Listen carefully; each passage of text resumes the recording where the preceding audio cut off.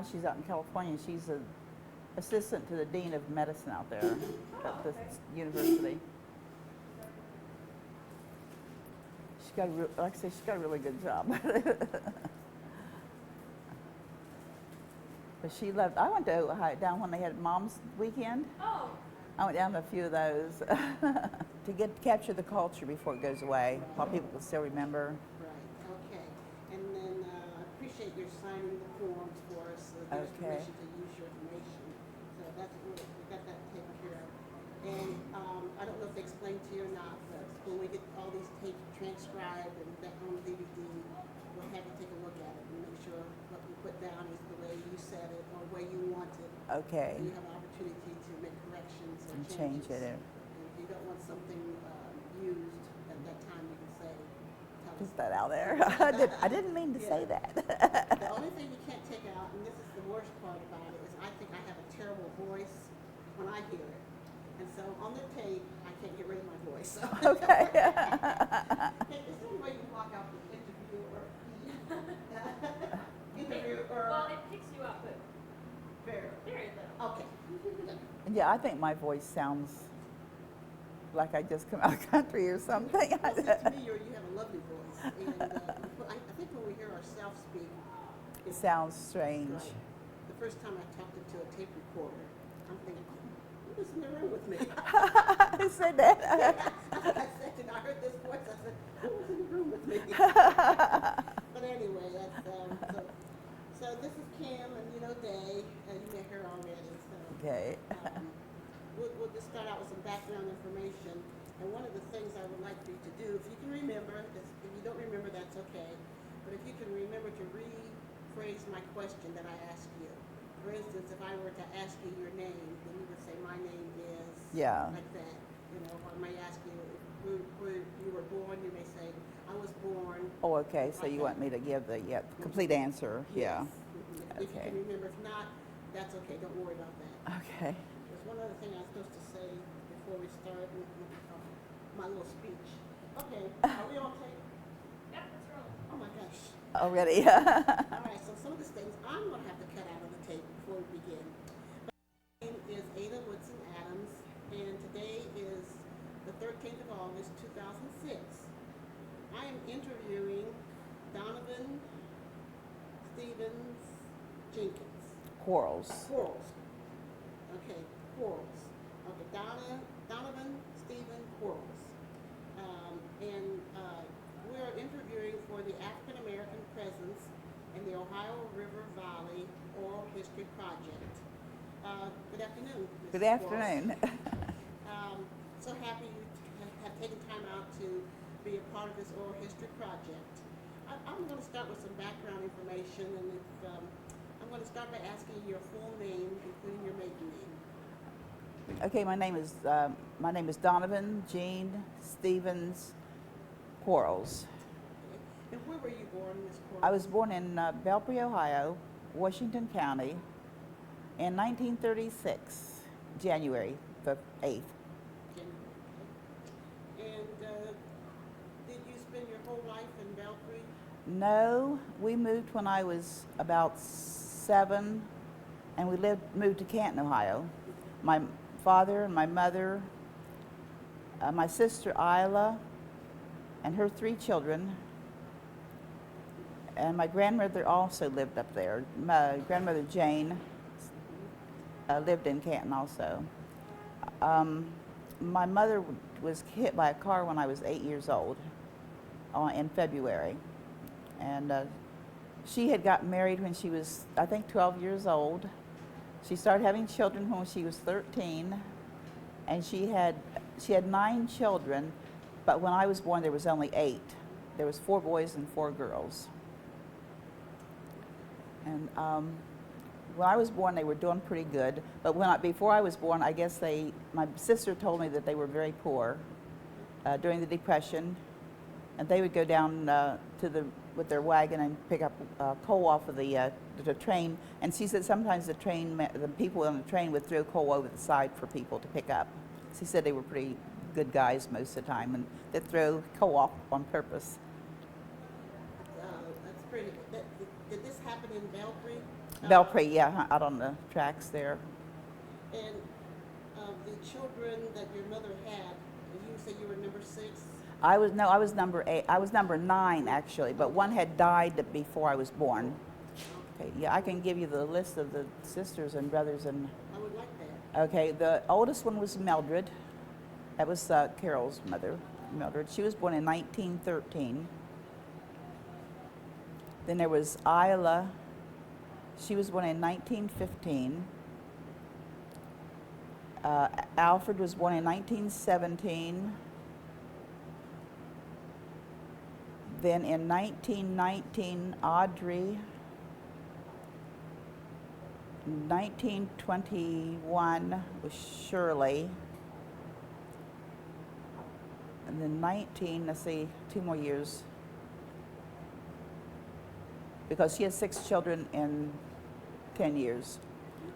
Okay, the last date was 1921, Shirley. Okay, then 2 more years would be James, it'd be 1923. Shane. Then there was another, one was born named Dolores. She died when she was about 4 years old from, she got burned by a fire. One of these little gas heaters they used to have, but didn't have any front on. She had a little flannel gown on, and it caught fire, and she got burned, her kidneys mostly, before my mother could get the fire put out. They were upstairs. She was upstairs with my sister, and she died. And then I was born. I had a brother, Ray. He was born in 1933. Then I was born in 1936. Were you the last child? I was the last one. Okay. And tell me this, where were all the children born? Oh dear, they were born, my grandmother, my grandmother was a gypsy, and she moved around a good bit. I remember Isla talking about living in Neelyville, and they lived in Belpre, Zanesville, and all around in this area was where they lived. I think I was born in Belpre at home, and I think my 3 nieces were born there also. They were like sisters, so they were the same age, pretty close in age. Because my oldest sister Mildred had got married, and she said she wanted to adopt me, and my mother said, "You go home and have your own. You're married." So I was an aunt when I was 11 months old. That the young man that was sitting here before Carol, he's my nephew. He's the first nephew who was born. And she said, And that was Mildred's child. that was Mildred's oldest boy. And you say your grandmother was a gypsy? They called her a gypsy because she moved so much, but she just went on the move. We moved to Canton at one time, and she lived in Canton, a couple doors down from us, when we first moved up here. There was it was a time when we moved to Canton, there was a lot of migration. A lot of the Southern Ohio people in this area moved to Canton to find jobs because at the time the war had just started, and Hoover and Temkin was hiring a lot of people.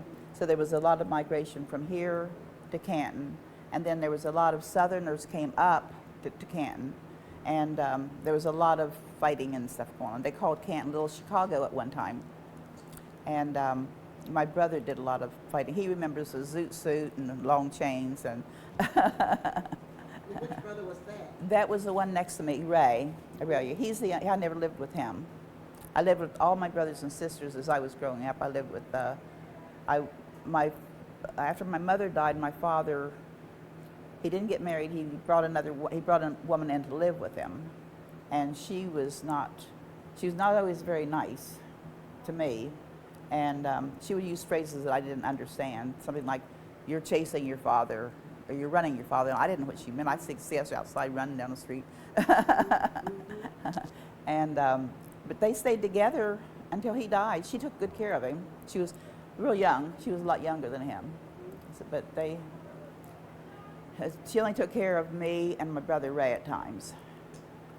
Did your mother get hit by a car? Where did your mother get hit by a car? In Canton, Ohio, right on the corner of 11th and Mahoning Road. She got hit by a car, by a young man. I think he stopped, but I don't think they ever did anything about it. And you were about how old at that I was time? 8 years old. I think I turned 8 in January, and she was killed in February. And after that time, then you would live with different brothers and sisters? Or? Yeah, Mildred came and got me I went down in the 3rd grade. Then I lived with my brother Alfred in the 4th grade. And in the 5th grade, I went to live with my brother Alfred again, and then he told the woman across the street wanted a child. She wanted me. So I went across the street with her for a while, but we didn't get along very well. And so my dad had moved to Zanesville by that time, so I went back down to live with him in the 5th grade. Then in the 6th grade, Mildred, she was a good Christian woman. She didn't think I should be living with my dad and this woman living in sin. So she came and got me in the 6th grade. I went back down to Waterford to live with her again. And then in the 7th grade, I went back. I lived with my brother Shirley here in Canton, and then I lived with my dad again. And in the 8th grade, I moved to Canton to live with my brother Jimmy. And my brother Ray Aurelia was in the service. He went to the Air Force. So I lived with Jim for a while. And then I lived with Jim in the 8th grade, the 9th grade. In the 10th grade, I went to Zanesville to live with my sister. There was not enough rules, and I think I just kind of thought I was just, I was kind of on my own more or less, because she had a couple kids, but she was kind of flighty. Audrey was always like that. So I came back to Canton to live with my brother. They had more rules, and I think you'd want some structure. And so I lived with him until I graduated from high school. I graduated from McKinley High School. Canton. In Canton, Ohio. When you went to live with your sister in Zanesville, what was that sister's name? Audrey. Audrey. And then after you left Audrey's, you went back. Where did you go back to? Canton. What brother was that you went back to live with? Okay, Shirley. Sure. Yeah, it was a boy. It was a brother, Shirley. That's when finally you graduated. You were at No, Shirley. I didn't stay with Shirley because I was ornery, and his wife would get ready to spank me, and I would fight back, and then she was pregnant, so she couldn't take care of a teenager who was being rebellious and fighting back and possibly hurt herself. So they have a little conference. Who's Donnovan going to live with now? But I graduated from school living with Jim. Yeah, James Stevens. He was James Stevens, and there's a lot of James Stevenses if you look back through the books. There was a lot of James Stevenses, and my mother had changed the spelling of our name from Stevens to Stephens. Spell that again. Stephens. She changed the spelling. Did she tell you why she changed the spelling? No, she didn't say why. I think my mother wanted to be just a little bit uppity, or what you want to call it, because she would tell the kids, she was doing domestic work, and she would tell Mildred and Isla, if they came looking for her, don't call mommy or mom. She said, come in and call me mother, so it sounds better. So she changed the spelling too. And when was the spelling changed? At what point in your mother's life did you change it? I'm not real sure when she changed it, because half of the kids used Stevens and the other half used Stephens. See, I used STPH, Ray used STPH, and I think Jimmy did too. Mildred went by Stevens because she was already a Stevens, and then she married Clifford, which she was still Stevens. So she married a Stevens. Yeah, she married a Stevens. So. How did it make you feel moving from family to family, even though it may have been your brothers or sisters? I felt pretty bad because I was the youngest, and I was pretty well spoiled. My mother spoiled me, and they spoiled me when I was young. Then when I got older and I was to go live with them, of course I wasn't the baby anymore. I was an older child then, and it's hard to change, when you're young like that. You think, well, how come I can't have or do or be babied?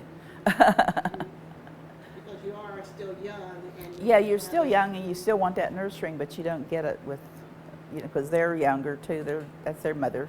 It's really just my sister, so you don't really get. When you lived in Canton, what was that like for you? It was nice. We had a lot of fun. We played out on the street a lot with the neighborhood kids. There was a lot of kids there, a lot of them, all up and down the street. Everybody had kids, and we'd go out in the street and play hide and seek and skate and just run and holler and make a lot of noise. And there was a big building across the street, the Malibu, and we still go over to there and walk up the street, and everybody looks to see if their name was on the building. In fact, not too long ago, the last couple of years ago, we were all walking there, and we got our pictures all taken right underneath of the sign that said 13th Street. So it was kind of nice. So. You said something about names being on the building. How did your names get on the building? They took sticks and pieces of nails and scratched it into the cement and around the building, and at the sidewalk outside, just anywhere they scratched it. I never put my name out there. I never thought of it, but a lot of them did.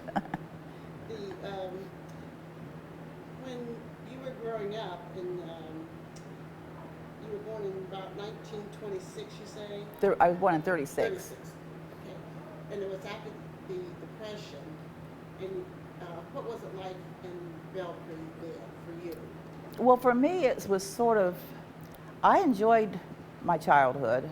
I was young, little, and there was a lot of space out there. We had a lot of space down there. There wasn't a lot of cars. We had a car. We had an old Model T or an old Model Ford T, Model T or something like that. And my mother and father, neither one drove, but my brothers learned to drive, and she co-pilot. You're going too fast. Slow down to 15. But we had a nice childhood. We roamed the neighborhood and played.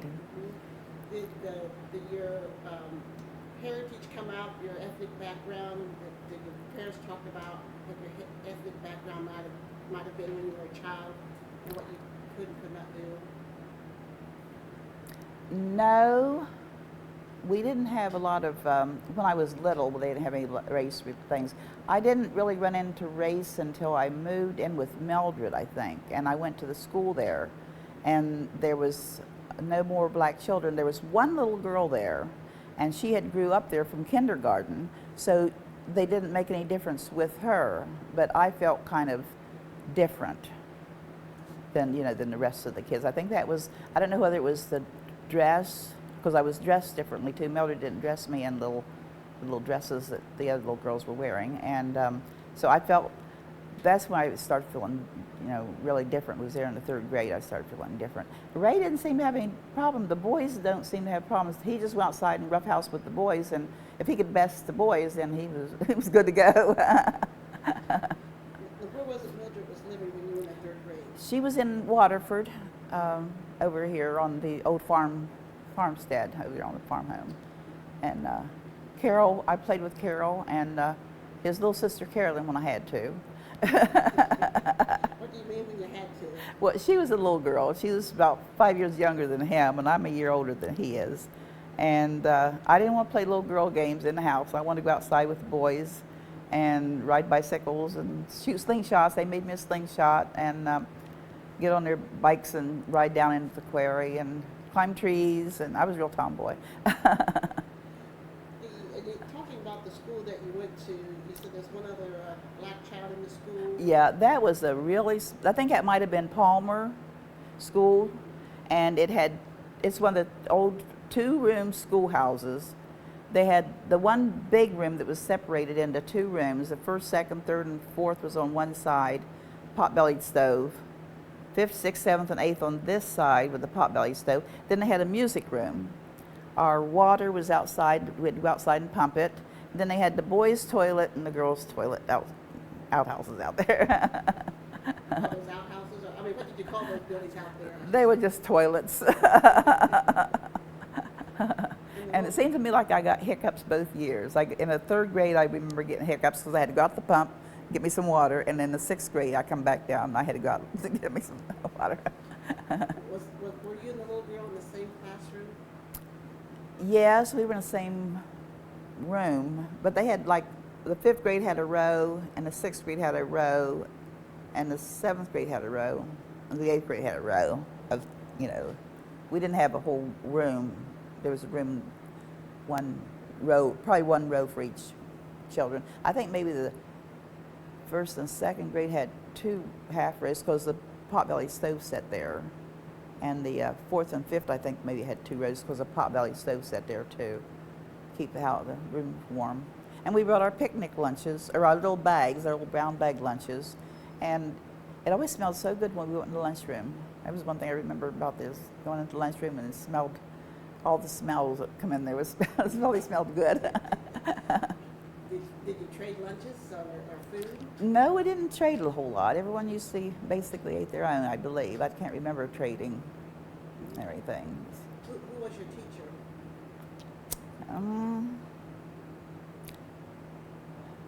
Kind of slipped my mind. Yeah, I can't remember their names right now. I can see them. Okay. Did you have men and women teachers? No, we had 2 women. That was all we had, was a couple of women, older women. They were dedicated. Okay. After the 3rd grade, you went to stay with Alfred. Where was that? That was in Zanesville.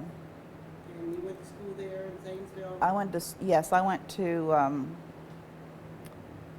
let's see. There was Alfred, him and my brother and his wife and their 3 children, and Ray was there, and we fought quite a bit. I think me and Ray was at one table and they were at the other table. They were trying to teach me to say sir and ma'am, and I got my sirs and ma'ams mixed up. I don't know which one was which. And he was trying to teach me a little bit of manners, I guess. Who was trying to teach you My this? brother. Mm-hmm. Yeah, he was going to raise the kids up like, the kids were. Now, my sister-in-law, who is from the South, they seem to be able to teach their children, the basic manners a lot quicker than I think the northern people do.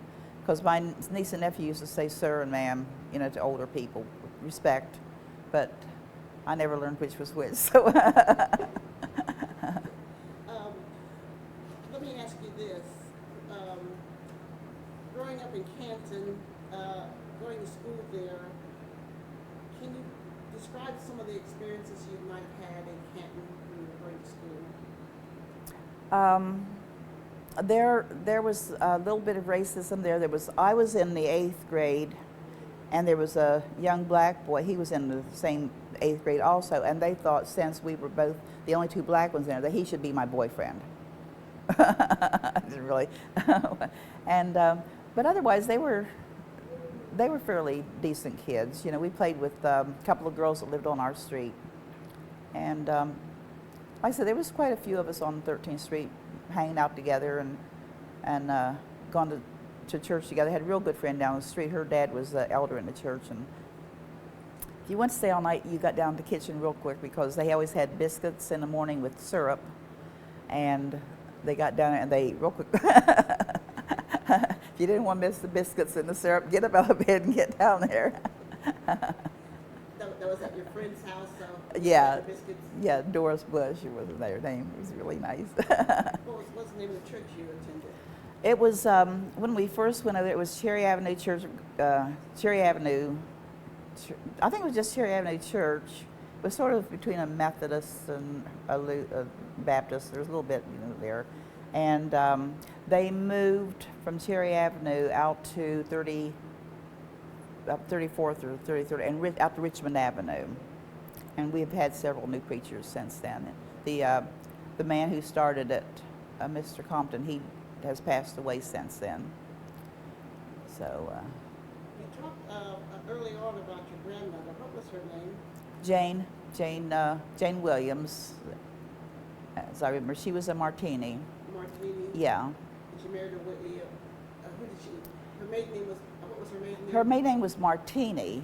They say that we have manumism papers for Jack, who may be her grandfather, Jack Martini. They said he was light with freckles and red hair. And I believe he was supposed to have married a Norris, but the man who was their father was supposed to be Dutch. And he had 5 children by one of his slave women, and they were all set free.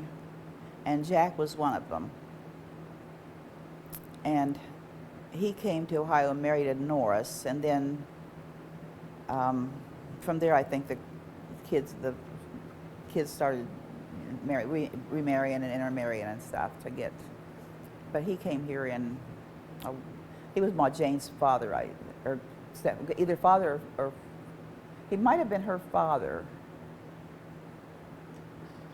I'm interested in. See, those are the Williamses, and they were married. Of course, they married. Jane married my father, who was a Stevens, so R.D. Stevens. And you were saying, clarify for me who Jane's father you think might have been. He might have been Jack Martini, who was a former slave. And Jack's father, I'm just going to clarify with that too, was, who did you say he might have been? They thought he was Dutch. And what state did they come from? It was down here in Belpre, I believe. Down in, now I had heard Black Fork. If I get your address, I can make a copy of the manumission papers and send them to you, and you can look them over and see that if the lawyers' names are on there and everything. Thank you. It's pretty interesting. It's a pretty interesting document. Did Jane ever talk about her father or her life? No, I didn't. I was pretty young at the time I was around her much. Then I moved to Canton, and she was in Canton for a while, but she moved back to Belpre. So I wasn't around her a whole lot. So I really didn't get to talk to her, sit down and just have conversations with her. I just knew her as my grandmother that was just there. What did she look like? She was a little woman, kind of about 5'1" or 2". She was kind of stooped. She had a little belly on her, but otherwise she was very thin. She always wore her hair back in a little bun. It's pretty wrinkled. She had leathery skin. And she was 90. I'd like to say, I thought she was 100 when she died. She looked 100 anyway. Where is she buried? She's buried in Belpre. She was married to, when she met Jeremiah Cradoff, who changed his name to Williams, or Jeremiah Williams, Granville Cradoff to Jeremiah Williams. He had 5 children. The mother and the 3 girls died from TB, I believe. The 2 boys lived, Theodore and Jim. Theodore kept his name Cradoff, and Jim changed his name to Williams he lived with his father-in-law Jane. And Theodore lived with Phoebe right next door. Now, Theodore and Phoebe didn't have any children. She had children by a man that she had married before named Ramsey. So, Jim and Aunt Phoebe didn't have any children. Or Phoebe and Uncle Thea and Aunt Phoebe. Jane lived most of her life in Belpre. Yeah. And her husband, and when did he die? Jim, did we talk about Jim or her other Jeremiah? Jeremiah first. I never met him. He must have died before I was born. You would have to probably ask one of my older brothers and sisters, which I only have, the one, Ray, and he was in England when all this was going on. And then then she married James, you say? Who was her second husband? Who, Jane? Okay, she was married to Austin. Remember, she was married to Austin first. Oh. Was Austin's last name? You know, I don't, it must have been Johnson, because we have a cousin named Charlie Johnson, who is supposed to be Ma Jane's grandson. And she raised him with my mother, Estella, and her other two boys, Oak and Dan. And then she had a brother named, what was that? She had Harry, or I know that Harry must have been my dad's brother. He died over in Indiana.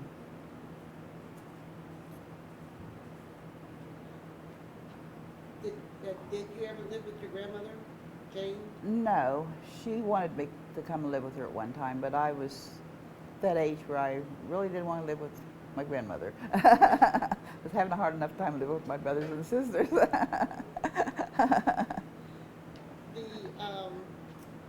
Jane first married in Austin, then Jeremiah Cradoff, and Then she lived with Jim. And then she lived with Jim. Mm-hmm. Okay. And Jim's last name again? Make sure I have it right. Jim was Williams. Okay. Yeah, he changed his name when his father changed his name to Jeremiah Williams. Okay. Yeah, he changed his name. They used to tell us that he changed his name because he had murdered somebody and moved here and, you know, left them all behind. But he actually would change his name because he was looking for a job, I think. Jeremiah, where was he from? I think he's from Black Fork. I've never been to Black Fork. My brother Alfred had been to Black Fork at one time. And he said they were pretty backward people. He said they looked, if you were a revenuer, you better watch out. So when Jane first met Jeremiah, she knew him as Cradoff then. And then when did Jeremiah, I'm going to rephrase that question. Granville Williams and Jeremiah Cradoff. I get the names mixed up. So anyway, she met him as Jeremiah Williams. And when did Jeremiah die? He died before. I don't ever remember him. The only one I ever remember was Uncle Jim, and Uncle Jim looked like an Indian walking about. He was bald, but he just looked like an old Indian. And where did you know Grandma and Jim, Grandpa Jim? What place did you know them? I knew them mostly in Belpre.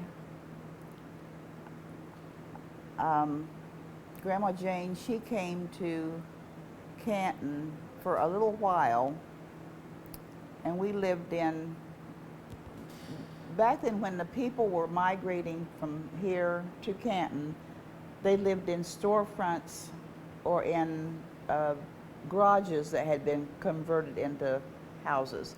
And when first of all, we lived with some cousins in a storefront room. Then we moved into a garage apartment for a while. Then we got our own house over on Lippert Road. In Canton, was it easy for people of color to find work, or did they have to change their identity? No, at the time the war was going on, when I first got there, the war was going on, and it was easy for just about anybody to get a job. My dad, who had been a cook and unemployed partly, he did housework and also odd jobs. Then when we went to Canton, he got a job at Timken Roller Bearing, and my sister Isla got a job at Timken Roller Bearing, and she had to get a babysitter for her 3 children. Were you ever the babysitter? Huh?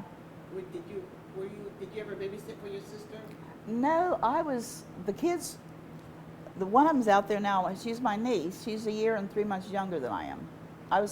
We would go to school and they would say, what relation are you? And I'd say, I'm their aunt. And said, aunts are old people. You're too little to be an aunt. I thought, well, I've been an aunt since I was 11 months old, so it was old hat to me. And then the other one was 5 years and 3 years younger than we were, so I was too young to babysit. We babysat for later when she had twins, and me and Pat wanted to go to the park one day. We had the twins.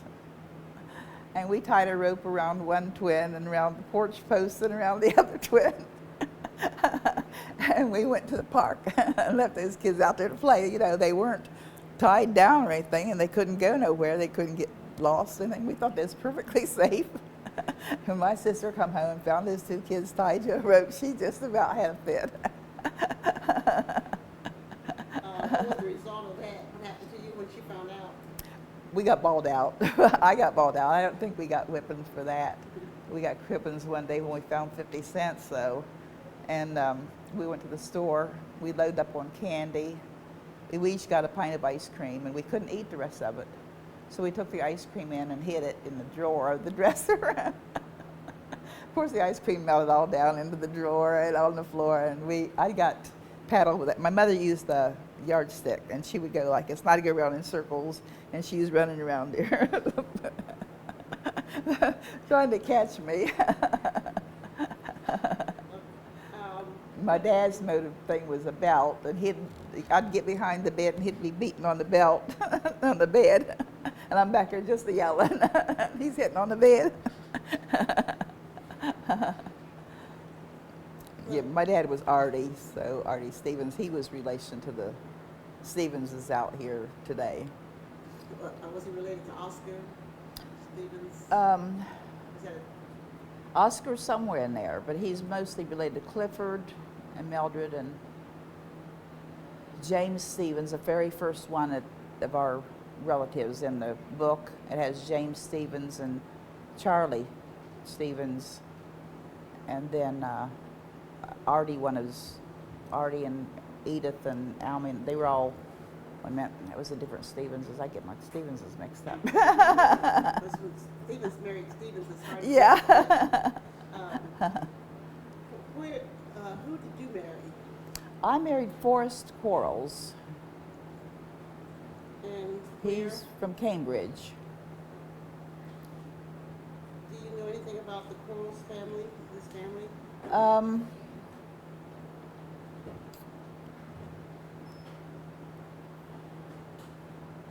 Let me see, what about their family? Not a whole lot. There was quite a few of them too, and his dad lost an arm. His dad was out of school and went to Pennsylvania and lived with an uncle who had a pool room. And his dad found out that he was working in a pool room and made him come home and put him to work in a sawmill, and he got his arm cut off in a sawmill. And but he got along fine without that one arm. Then he married, her name was Mary Ransom, and her mother, pictures of her mother looked like, there was a lot of Indian in their family. She had gray eyes, and she's a very pretty woman. They got married and they had two boys, Bill and Forrest. And Bill has a son who has children by Teddy Stevens' daughter. Teddy Stevens' daughter, and my brother-in-law, Bill's son, have a couple boys. So we're related kind of that way too, kind of. Where did the Ramseys live? Mary Ramsey. Where was she from? Was it Ramsey? Ransom. Ransom, yeah, Ransom. Where is she from? Mary, let me see, where was Mary from? They were from right there in Cambridge, around there, Cambridge, Byesville, Quaker City. There was a coal mining town down there somewhere. And her father and brothers were coal miners down there. And she was Ransom, and she married her brother. Her father had sugar, and he went blind. Then she married Elmer, and they moved. They had a big house. They had moved back. And how many children do you have? I have 3 girls.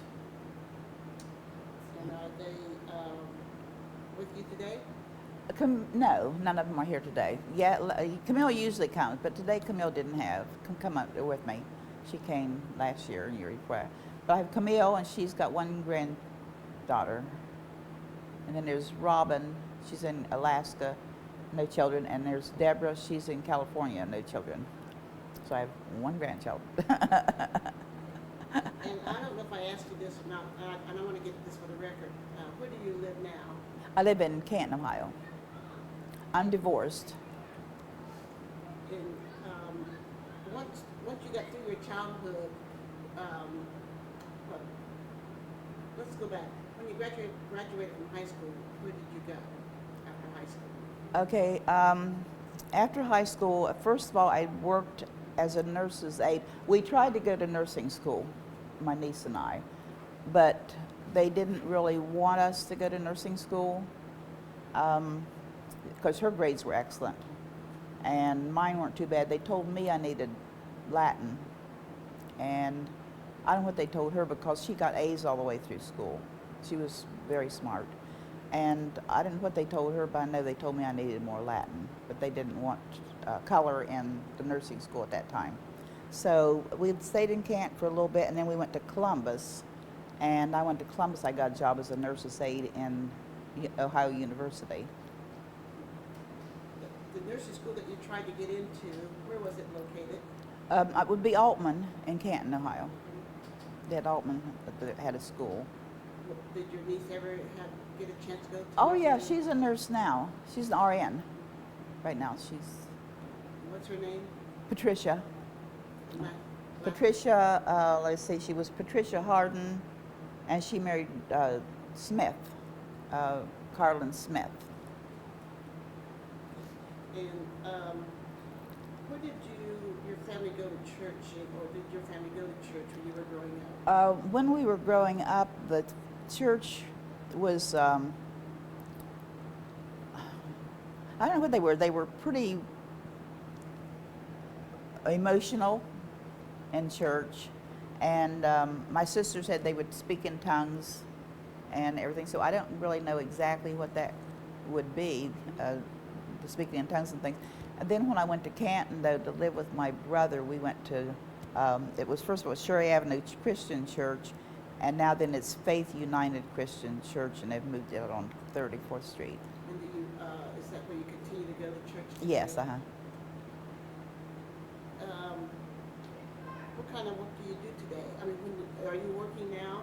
I've retired from Human Services, the Department of Human Services, and I work part-time at the library just to keep going, get myself out of the house and and I love to read. So it's like, oh, I'm in the library, I can read all these books, so many books, so little time. Did you continue into your occupation as a nurse's aide as your career? No, no, I didn't. I got actually hurt at the job. I hurt my back lifting the patients, but after I left Columbus, I moved to Zanesville. I also had corns that couldn't hardly walk. I had corns on my feet from walking those hard floors.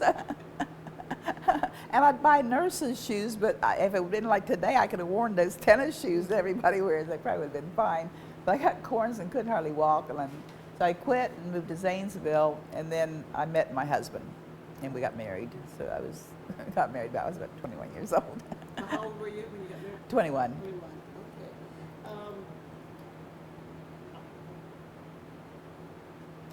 okay. In talking about your family, when you talk about, I'm trying to think of his name, Jack, who came, his father was a Dutchman, Yes, uh-huh. and on the manumission papers, do you read he was set free and how he was set free?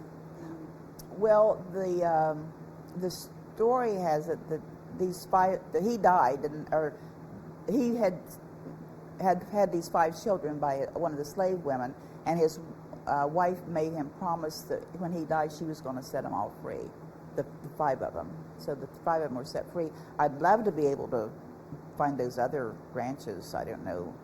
I have no idea what their names were or anything, though.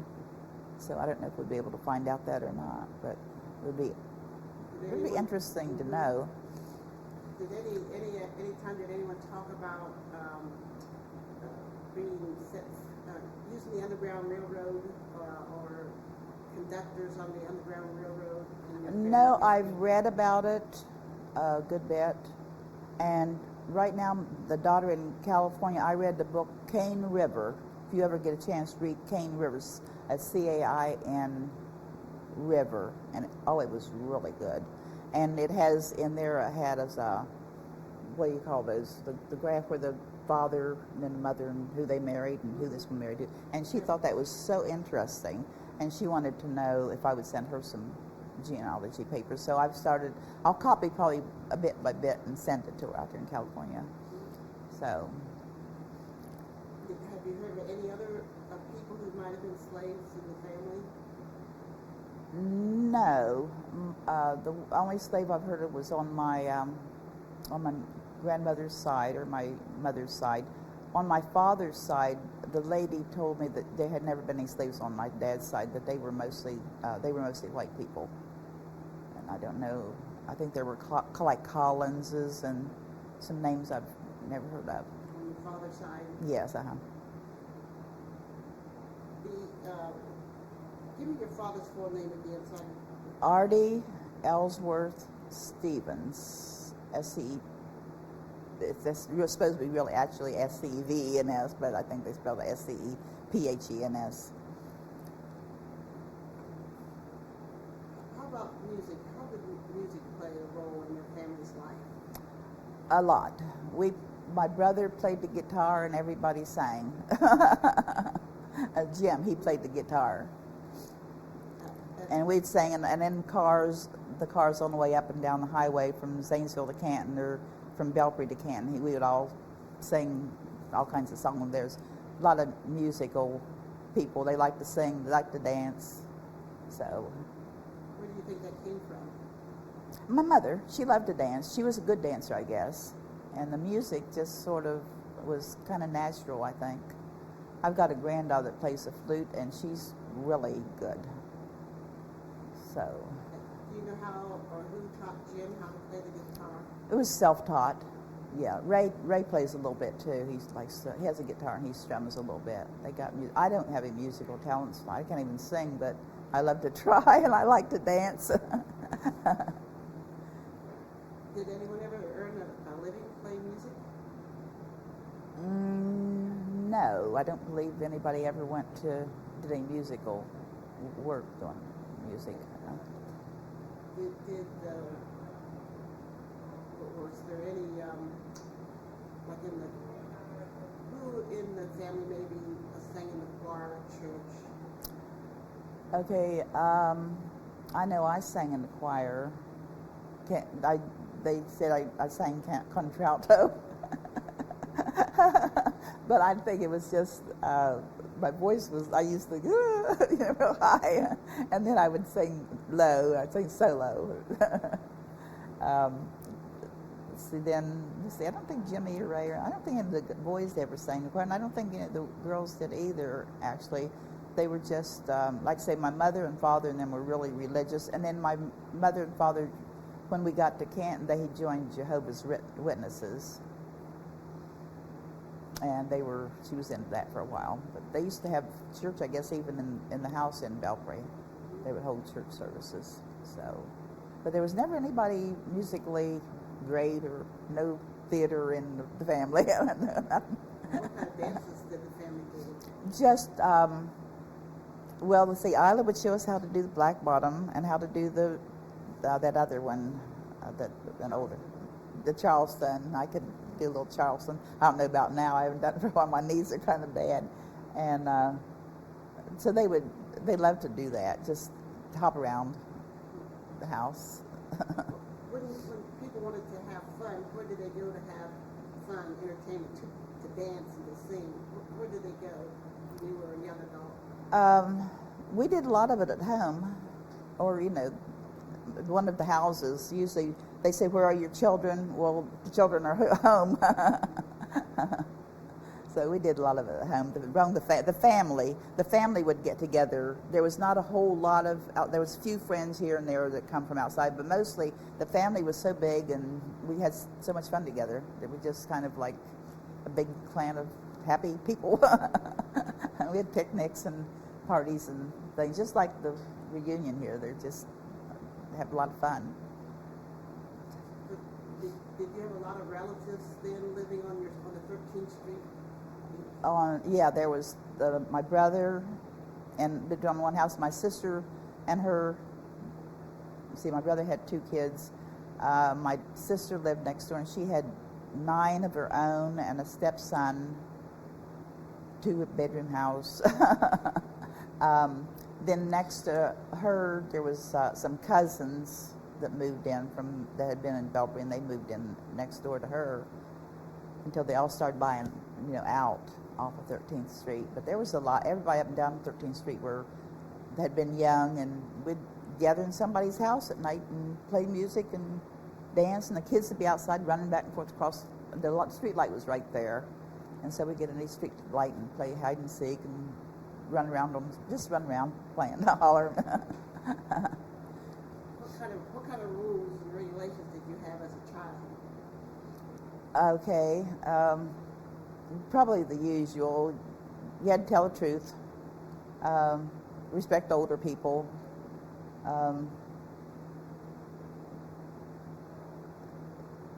You had your chores, your dishes and things you had to get done, and cleaning the house. And if we got our work done, then we're free to go and out and play and go, because the park was close too, so we used to go to the park a good bit. But there wasn't any there was nothing we had to do that was distasteful or anything like that. Mostly general rules. Did any of the neighbors play a role in your discipline? All of them. In what way?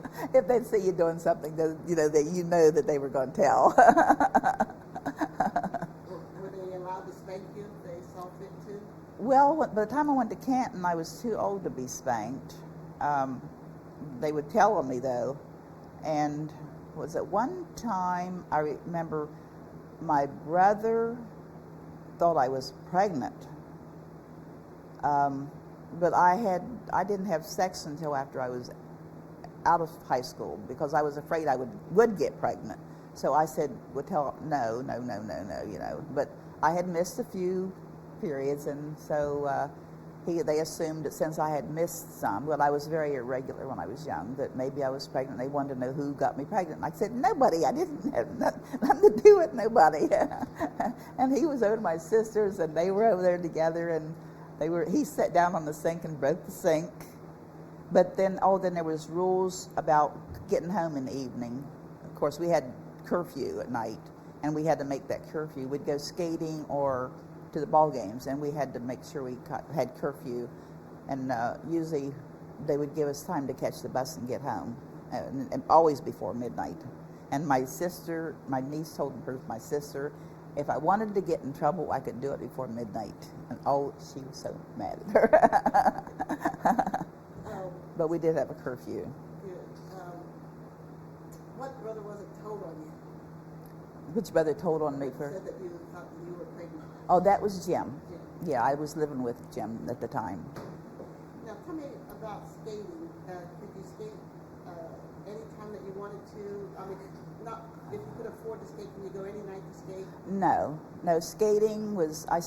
We started going to indoor skating when I was in the 7th grade. Before that, we did outdoor skating, sidewalk skating with the sidewalk skates and a skate key, But then when I was in the 7th grade and I was in Girl Scouts, the Zanesville let us have one night skating. They said the colored people could skate on Monday night. So we got to skate, and we were so nice. They said, okay, every Monday night you can skate. So every Monday was the night for the colored people to dance, to skate. And then we went to the Canton. We were older and would catch the bus and go. They had a skating ring on Liberty Avenue, but it had cement floor. And boy, when the night was over, you would have cement dust all in your eyebrows. Your hair would be all white, and your skin would be just covered with cement. Then sometimes we would go to get a ride. We'd go to Akron or Cleveland or Alliance, and we were in Akron one night, and there was a big rumble broke out, and I remember running out of there real quick. Don't know what the thought was, but you could just hear the sound like elephants running across the floor off all this noise, and we got out of there real quick and got in the car and come home. Was the rumble a fight or something? It was some kind of a fight had broke out somewhere in there, and the noise though from the people running sound like elephants running out there. So we heard the noise. You just start running, get out of the way, get run over. Was Canton and Akron, were they had colored nights too, or could you skate anytime? I think in Canton we could skate any night we wanted. I think the Liberty was open almost all the time. So whenever we had money, we could go skating. Of course, the skating ring was in the black part of what they called the black part of town, southeast. In Canton? Yeah, Canton southeast was over off of Cherry Avenue. And I told you the Canton at one time was called Little Chicago because there was so many fights between the northeast and southeast. They had big rumbles. I think it was called rumbles. My brother talks about fighting all over Carnahan. He up one side and down the other and behind all the buildings and oh, geez. He goes on about that. What was southeast and northeast? What was the makeup of the people? Southeast was mostly black from people. A lot of people were from the south and then settled over there. The northeast was at one time Italian and Portuguese, Greek, and then of course they had sold their homes and was moving out, and what was moving in was what they had termed at that time. We were hillbillies when we first come to Canton. We were hillbillies, and we thought that was really strange, hillbilly. Was that what they called you then? Yeah, when I first started Canton, they were the hillbillies. So there was a lot of mixture. The races were like mixed over there then, so there was a lot of mixed, and so they fought with the people from the southeast back and forth. So. Did you fight? Not too much. I was sort of a peaceful person. I didn't do a whole lot of fighting. Pat did quite a bit. One night she sharpened her fingernails so they were a couple of razors.